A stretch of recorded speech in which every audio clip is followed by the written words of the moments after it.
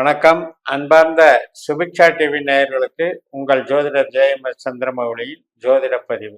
இந்த பதிவு விருச்சிக லக்ன அன்பர்களுக்கு சனி பெயர்ச்சி 2025 எப்படி இருக்கும் என்று ஒரு முன்னோட்டம். 2025 மார்ச் 29 கும்பராசியிலிருந்து சனி மீனராசிக்கு போறார். இப்ப நமக்கு விருச்சிக லக்னக்காரர்களுக்கு தான் இந்த பதிவு, ராசி அல்ல.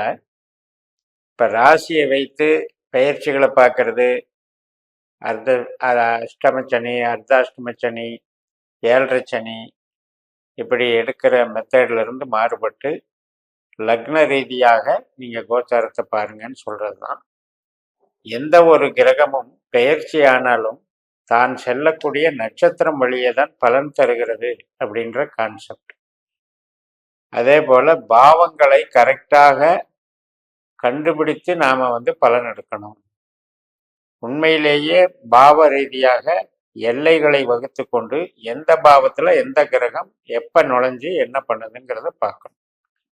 இப்ப 19 நமக்கு விருச்சிக லக்னத்துக்கு 4ல் இருக்கிற சனி அர்த்தாஷ்டம சனின்னு சொல்றோம். 5ஆம் இடத்துக்கு போகுதுன்னு சொல்றோம் மீனராசிக்கு. ஆனா ஒரு ராசிக்கு 30 டிகிரி, அந்த 30 டிகிரியில நம்ம ஒரு பாவ முனை என்பது இருக்கிறது. இப்ப லக்னம்னா 1ஆம் பாவம். இந்த லக்னம் என்பது ஒரு நட்சத்திரத்துல தான் இருக்கும், ஒரு உப நட்சத்திரத்துல தான் இருக்கும். அதை முதல்ல கண்டுபிடிச்சு 12 பாவத்துக்கும் இப்படி நம்ம டிகிரியை பார்க்கறது முக்கியம். அதுதான் பாவ எல்லைகள். இப்ப உதாரணத்துக்கு விருச்சிகத்துல விசாகம் 4ஆம் பாதம், அனுஷம் 4 பாதம், கேட்டை 4 பாதம், 9 பாதங்கள் இருக்கு, 3 நட்சத்திரத்துல இருக்கு. அப்ப நம்ம லக்னம் ஒரு நட்சத்திரத்துல விழுகும். இப்ப அனுஷம் 3ஆம் பாதத்துல விழுகுது அப்படின்னா நமக்கு அது 4வது புள்ளி. அதாவது விருச்சிகத்துல 4வது புள்ளி என்பது நம்மளுடைய அனுஷம் 3ஆம் பாதத்துல லக்னம் அமைந்தார். அதே மாதிரி மீனராசியில 4வது புள்ளியான உத்திரட்டாதி 3ங்கிற பாதத்துல தான் நமக்கு அந்த 5ஆம் பாவம் ஆரம்பிக்குது. அதுக்கு முன்னால இருக்கிறதெல்லாம் 4ஆம் பாவமா எடுத்துக்கணும். இப்படி பகுப்பு முறைகளை வச்சுதான் கிரகங்கள் உண்மையிலேயே எந்த பாவத்துக்குள்ள இருக்குன்னு நம்ம ஜனனஜாதத்தை நம்ம பார்த்துக்கணும். அது தெரியாமையே நம்ம நினைச்சுக்கிட்டு இருக்கிறதுனாலதான், பாவத்தையே மாத்தி நினைக்கிறதுனாலதான் தவறுகள் வருது. அதுபோக இந்த சனி அப்படிங்கிறவர் நம்ம ஜாதகத்துக்கு, ஜனன ஜாதகத்துக்கு எப்பேற்பட்டவர். இப்ப நம்ம லக்னத்திலேயே தான் அனுஷ நட்சத்திரம் என்ற சனியினுடைய நட்சத்திரம் இருக்கு. நம்ம லக்னத்திற்கு 5ஆம் இடமான மீனராசியில உத்திரட்டாதி நட்சத்திரம் என்ற பெயர்ல இருக்கு. நம்ம லக்னத்திற்கு 9ஆம் இடமான கடகராசியில பூசம் நட்சத்திரம் என்கின்ற பெயர்ல இருக்கு. இப்போ 1ஆம் இடம், 5ஆம் இடம், 9ஆம் இடம், இதெல்லாம் நம்மளுக்கு ஆரோக்கியத்துக்கும் நம்முடைய இறையருள் பெறுவதற்கும் பூர்வீக பலத்துக்கும் கலைகள் ஆர்வத்துக்கும் குழந்தை பிறப்புக்கும் வளர்ச்சிக்கும் நன்மைகள் செய்யக்கூடிய அறம் சார்ந்த பாவங்கள். அதாவது 12 பாவங்களை 4 பிரிவா பிரிச்சுக்கலாம். அறம், பொருள், இன்பம், வீடு. இப்ப இதுல கெட்ட பாவங்கள் எது அப்படின்னா, நம்ம லக்னத்திற்கு 4ஆம் இடமான கும்பம், 8ஆம் இடமான மிதுனம், 12ஆம் இடமான துலாம். இதுல நமக்கு சனி இருக்கும் பொழுது, சனி செல்லும் பொழுது நம்ம ஜனன ஜாதகப்படி அந்த புள்ளி ரீதியாக எல்லையை கண்டுபிடிச்சு கரெக்டா அந்த 4ஆம் பாவ எல்லையை தொடும் பொழுதுதான் நமக்கு பாதிப்பு. இப்ப உங்களுக்கு இப்ப இருக்கிற சனி கும்பத்துல வந்தது, பெயர்ச்சி ஆன உடனே உங்களுக்கு பாதிச்சிருக்காது. ஏன்னா உங்க லக்னம் விருச்சிக லக்னத்துல பல கோடி பேரு பல வேறு புள்ளியில பிறந்திருக்கீங்க, நட்சத்திர புள்ளி. அப்ப ஒரு உதாரணத்துக்கு கேட்டை 4ஆம் பாதத்துல ஒருத்தர் பிறக்கிறாரு அப்படின்னா அது விருச்சிக லக்னத்தினுடைய கடைசி பகுதி. அப்ப அவங்களுக்கு அர்த்தாஷ்டம சனி எப்ப ஆரம்பிக்குது? இப்ப கும்பராசியில இப்ப கரெக்டா பூரட்டாதியில 3ஆம் பாதத்துக்கு பூரட்டாதி அந்த கும்பராசி முடிகிற எல்லையில போய் சனி டச் ஆகும்போது தான் உண்மையிலேயே அவங்களுக்கு அர்த்தாஷ்டம சனி ஆரம்பிக்குது. அப்படி இருக்கும்போது எனக்கு சனி விலகிடுச்சு, 5க்கு போயிடுச்சுன்னு சொல்றது அது முறையில்லை. அப்ப எல்லாத்துலேயுமே அந்த டிகிரியினுடைய அணுகுமுறை, நம்ம பாவ எல்லைகளினுடைய தெரிந்து கொள்ளக்கூடிய ஒரு விஷயம். இதையெல்லாம் பகுத்து பார்த்து நம்ம சனியை டீல் பண்ணணும். இப்போ உதாரணத்துக்கு 12 பாவ உபநட்சத்திரங்கள்ல சனின்ற கிரகம் 8ஆம் பாவத்துக்கும் 12ஆம் பாவத்துக்கும் உபநட்சத்திரமாக வருதுன்னா அது நமக்கு எப்பவுமே தீமை செய்யக்கூடியது.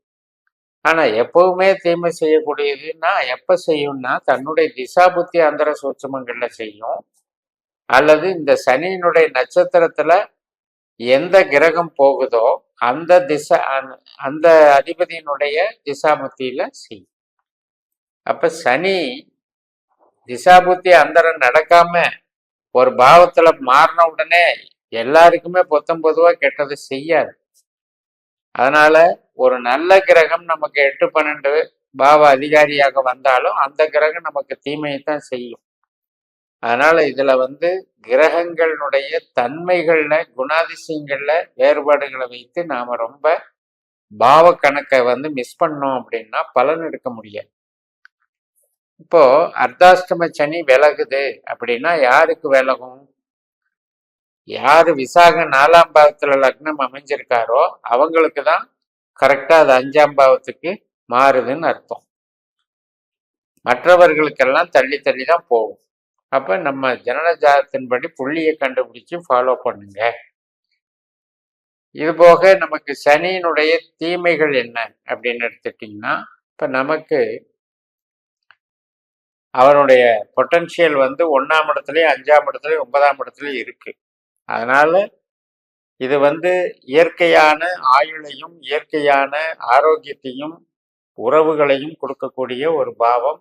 இறை நம்பிக்கை, பூர்வீக பலம் இதையெல்லாம் கொடுக்கக்கூடிய பாவம் இந்த 1, 5, 9. இந்த 1, 5, 9லயே சனி இருந்தது அப்படின்னா இதற்கு பிரச்சனை இல்லாம நமக்கு நன்மைகளை கொடுத்துட்ரும். மாறாக 4ஆம் இடத்துலையோ 8ஆம் இடத்துலையோ 12ஆம் இடத்துலையோ இருந்தது அப்படின்னா இந்த மாதிரியான அகம் சார்ந்த நன்மைகளை அது தடுக்குதுன்னு அர்த்தம். அது ஒரு கெட்ட ஆற்றலா கெடுக்குதுன்னு அர்த்தம். அப்ப நமக்கு என்ன ஆகும்? ஆரோக்கியம் கெட்டு போகும். ஒரு எதுல முயற்சி எடுத்தாலும் அதுல ஃபெயிலியர் ஆகும். நமக்கு இறையருள் கிடைக்காது. பூர்வீகத்துல பிரச்சனை வரும், குழந்தைகளான பிரச்சனை வரும், இதெல்லாம் நடக்கும். அப்ப இது எல்லாமே நட்சத்திர ஆற்றலை வச்சு தான் நாம டிசைட் பண்ணணும். இப்ப 2ஆம் இடம், 6ஆம் இடம், 10ஆம் இடத்துல தொடர்புகள் இருக்கு அப்படின்னா சனி மூலமாக நமக்கு பணவரவு, சனி மூலமாக நமக்கு உத்தியோகம், சனி மூலமாக நமக்கு தொழில், அது உற்பத்தி சார்ந்த தொழில். அதனால அதுல டெவலப் ஆகுறது. அது எப்ப நடக்கும்னா அந்த சனி திசையில நடக்கும். அதே போல 3ஆம் இடம், 7ஆம் இடம், 11ஆம் இடத்துல சனியினுடைய தொடர்புகள் இருந்தால் திருமண வாய்ப்புக்கு நல்லா இருக்கும். சகோதர சகோதரி வகை, நண்பர்கள் வகை அனுகூலமாக இருக்கும். அப்போ ஓரளவுக்கு அது அகம் சார்ந்த நன்மைகளை கொடுக்குது. இது ஒரு மாற்றங்கள் பண்றதுக்கெல்லாம் நமக்கு உதவுது. அப்ப இப்படி பகுத்து பார்த்த பிறகு நாம அந்த சனியை பார்த்துக்கிட்டு எந்த நட்சத்திரத்துல போகுது கோச்சாரத்துலன்னு பார்ப்போம். இப்ப சனி பூரட்டாதியில 4ஆம் பாதத்துல முதல்ல போவார், மார்ச் 29ஆம் தேதி.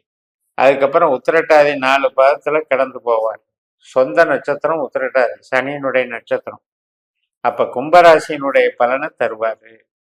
அப்ப நம்மளுடைய விருப்பத்துக்கு ஏற்ற மாதிரி வீடு, மனை, வாகன யோகங்கள் இதெல்லாம் டெவலப் பண்ணலாம். உற்பத்தி சார்ந்த தொழிலுக்கு நன்மைகள் இதெல்லாம் வளர்ச்சி பண்ணி கொடுப்பாருன்னு எடுத்துக்கலாம். ஸோ இந்த மாதிரி தான் அணுகுமுறையை பார்க்கணும். அதனால உங்க ஜாதகத்தை இந்த நட்சத்திர சூத்திர முறைப்படி கணிச்சு பார்த்து 12 பாவ உபநட்சத்திரங்களை கண்டறிந்து ஜோதிடத்தை மேம்படுத்துங்கள் என்று கூறி நிறைவு செய்கிறேன். இந்த சேனலை சப்ஸ்கிரைப் பண்ணி ஷேர் பண்ணுங்க. உங்க தனிப்பட்ட ஜாதக பலாபலன்களை என்னுடைய வாட்ஸ்அப் நம்பர்ல தொடர்பு கொண்டு பலன் பெறுங்கள். உங்களிடமிருந்து விடைபெறுகிறேன். உங்கள் ஜெயம் எஸ். நன்றி, வணக்கம்.